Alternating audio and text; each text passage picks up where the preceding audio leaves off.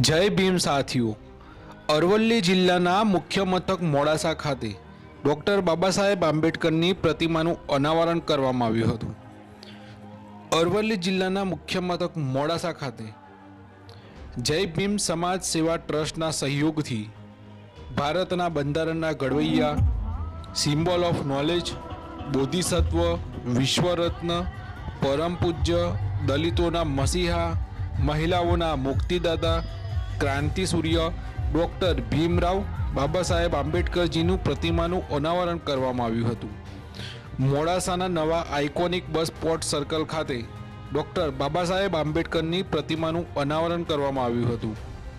મોડાસા શહેરના સબલપુર સર્કલથી ગાયક રાજલ બારોટના ગીત અને ડીજેના તાલે મોડાસાના જય ભીમના દાદથી ગુંજી ઉઠ્યું હતું।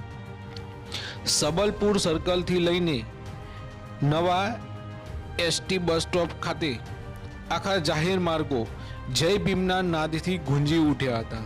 સાથે સાથે જ નીલા ઝંડાથી પણ આખો માર્ગ નીલો બની ગયો હતો। આ કાર્યક્રમમાં 10,000થી વધુ અનુસૂચિત જાતિ સમાજના લોકો આ કાર્યક્રમમાં જોડાયા હતા।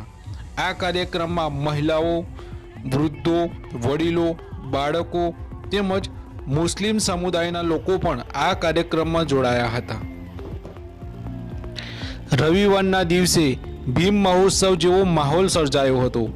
શહેરના આઇકોનિક બસ પોર્ટ સર્કલ પર ડૉક્ટર બાબા સાહેબ આંબેડકરની પ્રતિમાનું અનાવરણ કરવામાં આવ્યું હતું।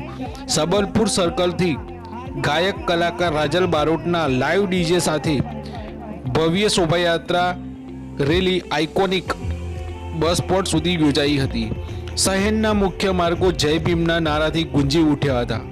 રેલીમાં હજારોની સંખ્યામાં અનુસૂચિત જાતિ સમાજના અબોલ, વૃદ્ધ, મહિલાઓ, સૌ નાના બાળકોથી લઈને સૌ મોટા લોકો રેલીમાં જોડાયા હતા। પોલીસ તંત્ર પણ સતત ખડે પગે રહ્યું હતું। જય ભીમ સમાજ સેવા ટ્રસ્ટના હોદ્દેદારો અને કારોબારી સભ્યોની મહેનત પણ રંગ લાવી હતી।